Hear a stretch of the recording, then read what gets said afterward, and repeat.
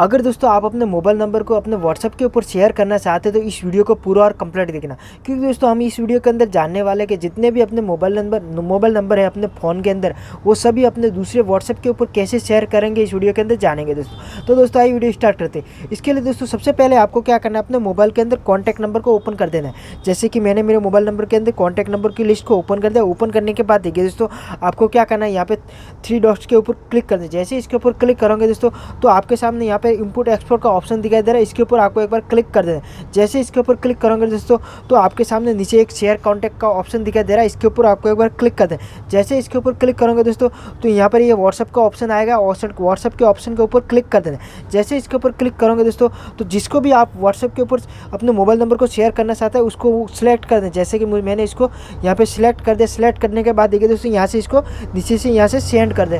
जैसे सेंड करोगे दोस्तों तो ये दूसरे मोबाइल नंबर के अंदर चले जाएंगे दोस्तों।